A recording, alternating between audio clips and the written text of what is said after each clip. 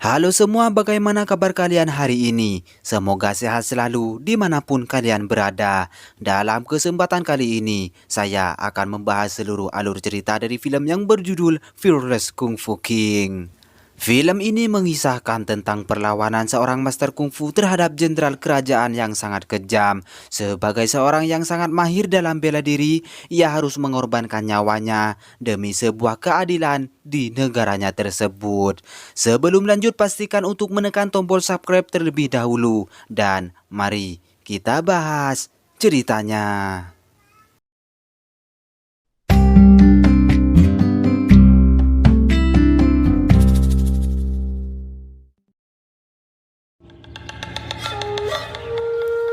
Berlatar di sebuah perguruan kungfu, kisah diawali dengan adanya kedua pendekar ahli bela diri yang akan memulai pertarungan mereka. Sebagai salah satu pendekar samurai terbaik dari Jepang, Miyamoto sangatlah sulit untuk dikalahkan.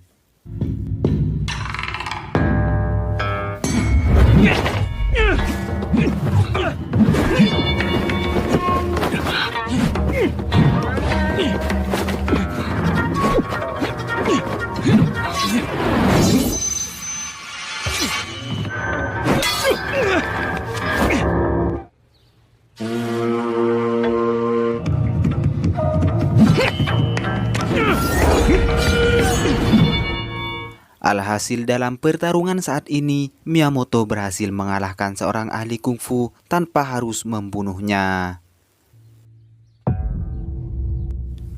Dengan kemenangan yang telah ia dapatkan, Miyamoto kemudian menantang semua ahli kungfu dari berbagai perguruan. Dan jika tidak ada seorang pun yang berani melawannya dalam waktu 1 bulan, seluruh ahli bela diri Cina harus tunduk kepada kekaisaran Jepang.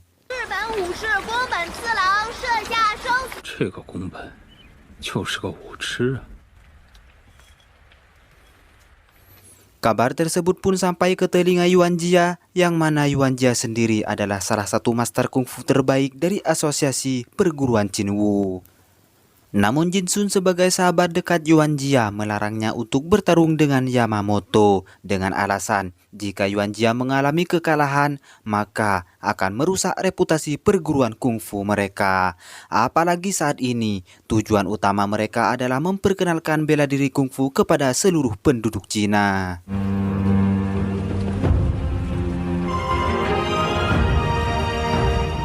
Sebelum bertindak lebih jauh lagi, Yuan Jia harus mempertimbangkan reputasinya sebagai seorang master. Dan dalam merenungkan apa yang berada di pikirannya, Yuan Jia teringat akan masa lalunya di saat ia masih muda.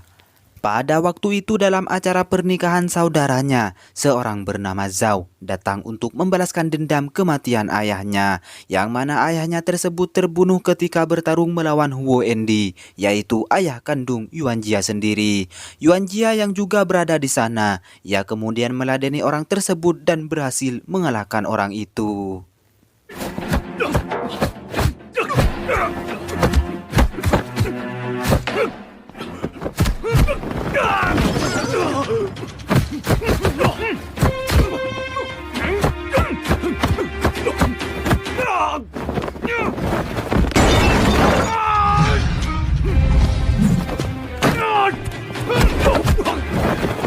Ketika Yuan Jia ingin membunuh lawannya itu, Tuan Huo bergegas untuk menghentikan pertarungan tersebut. Setelah kejadian itu, Tuan Huo memberikan peringatan kepada anaknya agar bersabar di saat bertarung melawan siapapun. Karena sebenarnya sebuah kesabaran adalah modal terbesar bagi seorang ahli bela diri kungfu agar bisa mengendalikan dirinya. Namun Yuan Jia yang sangat tidak terima dengan apa yang telah ayahnya katakan. Ia pun menantangnya dikarenakan jika ayahnya tersebut tidak membunuh seseorang, maka Zhao tidak akan mengganggu urusan keluarga mereka.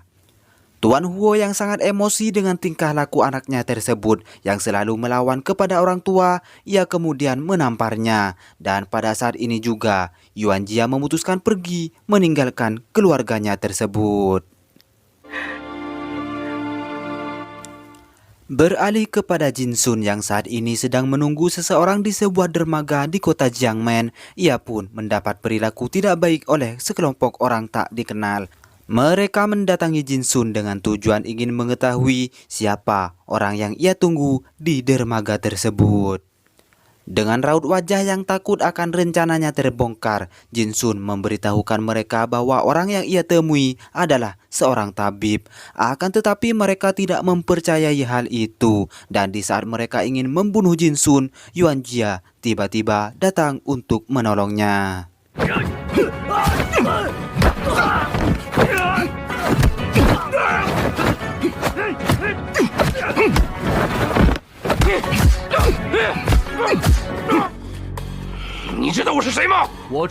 Sebagai seorang ahli bela diri, Yuan Jia berhasil mengalahkan mereka, dan dari sinilah Jin Sun dan Yuan Jia saling mengenal satu sama lain. Singkat cerita, Jin Sun membawa tabib yang tadinya ia temui untuk membicarakan sesuatu. Terungkaplah bahwa tabib tersebut adalah utusan dari seseorang yang bernama Tuan Tan. Perlu kalian ketahui bahwa Tuan Tan adalah sosok yang cinta akan negaranya dan memiliki impian untuk melakukan reformasi besar-besaran dengan maksud menggulingkan pemimpin yang haus akan kekuasaan.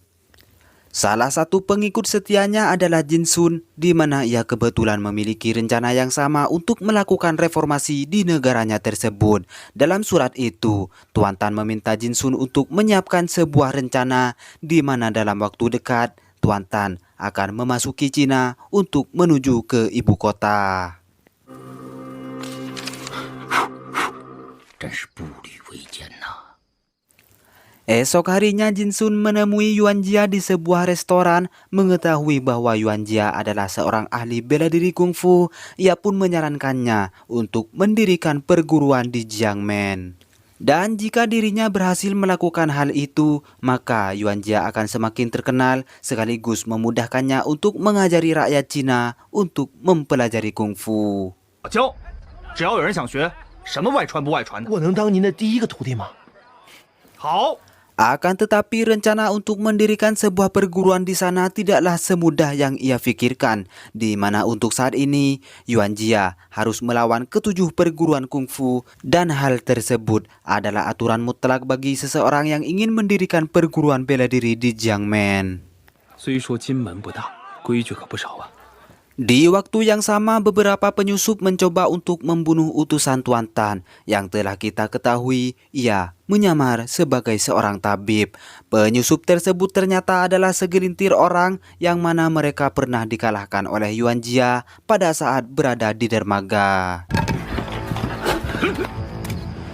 Diketahui, para penyusup tersebut adalah suruhan langsung dari seorang jenderal kekaisaran yang bernama Yuan. Yuan sendiri mendapat tugas untuk mengawasi siapapun yang ingin mendeklarasikan reformasi. Hingga pada akhirnya, seorang tabib tersebut memutuskan untuk bunuh diri lantaran tempat persembunyiannya berhasil mereka temukan. Tak berselang lama, Jin Sun sangat terkejut melihat utusan yang bersamanya telah tewas mengenaskan. Singkat cerita, di keesokan harinya, Yuan Jia mendatangi salah satu perguruan cukup terkenal di Jiangmen. Kedatangannya tersebut tak lain adalah untuk menantang guru besar perguruan di sana, karena dengan cara itulah satu-satunya agar ia bisa mendirikan perguruan kungfu di kota tersebut. 别打残了。是师傅。还有能打的吗？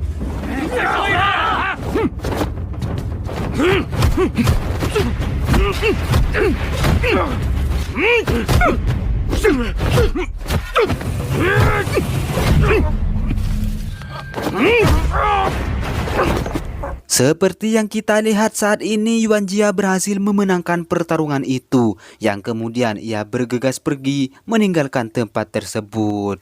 Dengan sebuah kemenangan, Liu sebagai pengikut setianya memberitahukan hal tersebut kepada Jin Sun. Dan sebagai sebuah pencapaian yang cukup menyenangkan baginya, Jin Sun mengucapkan selamat atas keberhasilannya tersebut. Pada saat itu juga, Jenderal Yuan dan anak buahnya mendatangi mereka. Yuan yang berpura-pura tidak mengetahui kematian seorang tabib tersebut, ia bertanya kepada Jin Sun di mana tabib itu berada. Jinsun yang cukup gugup ia kemudian menjawab bahwa tabib yang bersamanya telah pergi beberapa jam yang lalu. Namun salah satu anak buah sang jenderal tidak mempercayai akan hal tersebut. Yuan Jia yang berusaha menetralisir keadaan tanpa diduga terjadilah sedikit gesekan antara Yuan Jia dan Jenderal Yuan. Mengetahui bahwa Yuan Jia adalah seorang yang tak dapat diremehkan, Jenderal Yuan memutuskan mengalah dikarenakan ia memiliki rencana lain untuk menjadikan Yuan Jia sebagai bagian dari kelompoknya. Tak banyak berpikir panjang, Jenderal Yuan kemudian mendatangi tempat asosiasi perguruan bela diri Jiangmen hanya untuk memprovokasi orang-orang di sana. Ia pun mengatakan bahwa seseorang yang bernama Yuan Jia ingin mendirikan sebuah perguruan di Jiangmen. Namun Yuan Jia melakukan kesalahan di mana beberapa saat yang lalu Yuan Jia melakukan pertarungan secara ilegal untuk melawan salah satu perguruan di sana. Mendengar hal tersebut, ketua asosiasi kungfu di sana yang kita sebut saja Master Zhang melayangkan surat resmi kepada Yuan Jia untuk melakukan pertarungan secara legal. Beberapa hari kemudian, Yuan Jia menerima surat resmi tersebut dan membawanya sebagai bentuk keseriusannya untuk menantang beberapa master kungfu dari berbagai perguruan di Jiangmen. Dengan menandatangani surat resmi yang ia bawa, Yuan Jia berhak melawan mereka, dan jika ia berhasil memenangkannya, maka ia diizinkan untuk mendirikan perguruan kungfu di kota tersebut.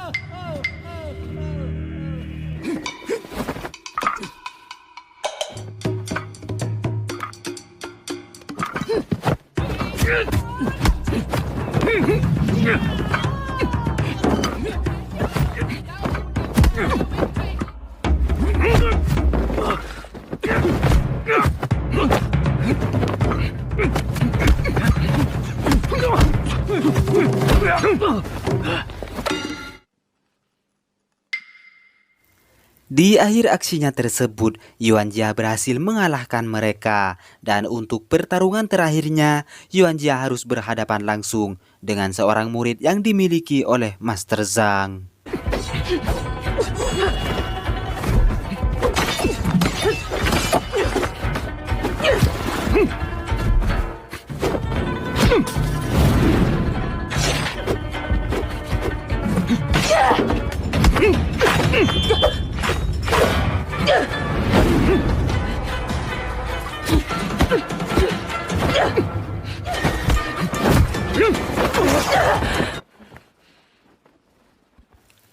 Dalam situasi yang cukup aneh ini, Yuan Jia yang telah berhasil mengalahkan lawannya tersebut, ia kemudian mendapatkan hal yang sangat mengherankan setelah mengetahui bahwa lawannya tersebut tewas dalam pertarungan bersamanya. Melihat kejadian itu, beberapa murid Master Zhang yang berada di sana berniat ingin menyerang Yuan Jia. Akan tetapi, Jenderal Yuan yang tiba di tempat tersebut membela Yuan Jia dengan senang hati. Pada faktanya, Jenderal Yuan ingin memanfaatkan momen tersebut dengan mengajak Yuan Jia untuk bergabung bersamanya. Akan tetapi Yuan Jia mengetahui bahwa semua adalah akal-akalannya saja. Ia pun menolak mentah-mentah permintaan jenderal tersebut. Setibanya di rumah Jinsun, ia mendapati tempat tersebut telah berantakan dan hanya menemukan Liu dalam keadaan terikat. Pada saat itu Liu mengatakan bahwa Jinsun telah diculik oleh anak buah Jenderal Yuan untuk dijadikan sebagai sendera. Dan jika Yuan Jia ingin melihat Jinsun tetap hidup, maka ia harus menangkap Tuan Tan yang berencana melakukan perjalanan ke ibu kota. Sebelum membuat keputusan, Yuan Jia mendapatkan sebuah surat dari keluarganya, di mana dalam isi surat tersebut, Yuan Jia diminta untuk kembali pulang, dikarenakan ayahnya yang tak lain adalah Tuan Huo Endi sedang mengalami sakit yang cukup serius. Dalam hal ini, Yuan Jia membulatkan tekad untuk menunda kepulangannya. Ia pun lebih memilih untuk membantu Jin Sun demi kepentingan negaranya sendiri. Singkat cerita, tibalah hari kedatangan Tuan Tan dan di saat itu juga Master Zhang mendatangi Yuan Jia untuk menuntut balas atas kematian muridnya. Yuan Jia yang memang bukanlah orang di balik terbunuhnya murid Master Zhang, ia pun meyakinkan sang master untuk mempercayai apa yang telah ia katakan.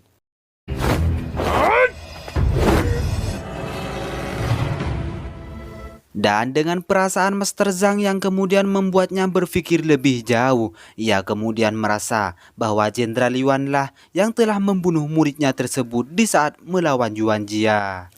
Tuan Tan yang saat ini tiba di sana, mereka kemudian membawanya pergi menuju ke ibu kota. Hingga akhirnya kita pun mengetahui bahwa Master Zhang juga mendukung reformasi yang telah direncanakan oleh Tuan Tan. Singkat cerita, Yuan Jia dan Master Zhang yang memiliki tujuan yang sama. Mereka pun menemui Jenderal Yuan. Di sana pun Master Zhang menuntut keadilan atas kematian muridnya yang telah Jenderal Yuan lakukan. Sebagai seseorang yang cukup kejam, Jenderal Yuan memerintahkan semua anak buahnya untuk membunuh mereka berdua.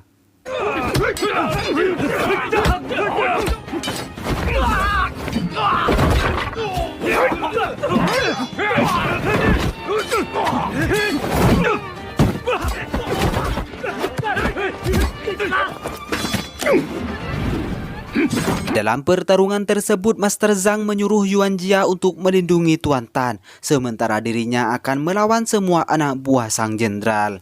Dalam usahanya tersebut, Master Zhang yang sudah tak berdaya berhasil dibunuh oleh Jenderal Yuan menggunakan pedang yang ia miliki.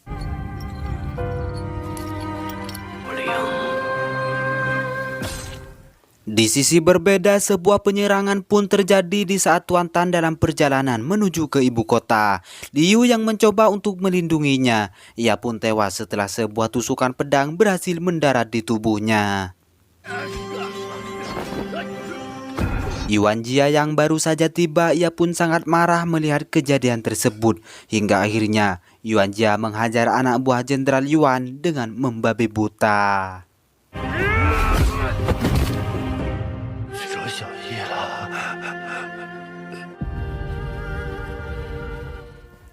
Setelah kejadian itu, Tuan Tan akhirnya bisa memasuki ibu kota Shanghai dalam keadaan selamat. Dan Yuan Jia yang mengetahui bahwa Master Zhang telah tewas dibunuh oleh Jenderal Yuan, ia pun ingin menuntut balas dengan menantangnya untuk bertarung.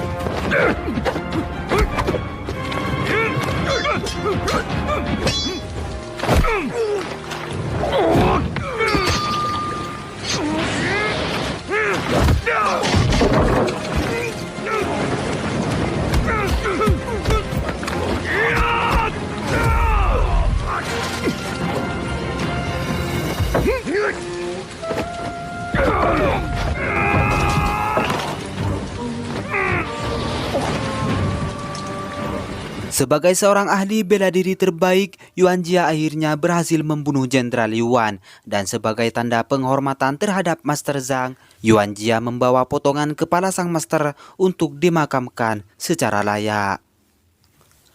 Setelah misi tersebut berhasil ia lakukan, Yuan Jia memutuskan untuk kembali pulang ke rumahnya. Namun, pada saat itu, ayahnya tersebut telah meninggal beberapa hari yang lalu. Dengan penuh kesedihan, Yuan Jia membuka surat dari ayah kandungnya itu, di mana dalam surat tersebut dijelaskan bahwa Tuan Huo sangat mengkhawatirkan keadaannya yang selama ini merindukan sosok Yuan Jia agar segera kembali pulang. Di saat itu juga Yuan Jia menerima beberapa jurus kungfu dari ayahnya, yang ternyata itu adalah jurus tinju keluarga Huo yang terkenal sangatlah mematikan. 是为权以德国家权，成为一代大家。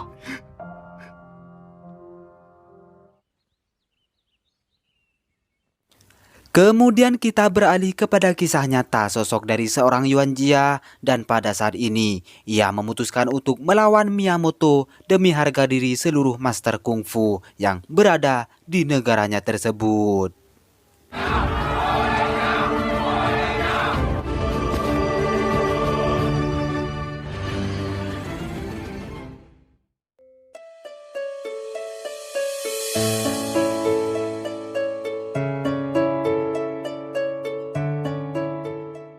Oke semua, jika ada kesalahan dalam video ini saya meminta maaf sebesar-besarnya. Dan khusus untuk kalian yang belum subscribe, silahkan subscribe terlebih dahulu dan aktifkan tombol notifikasinya agar kalian tidak ketinggalan alur cerita film selanjutnya.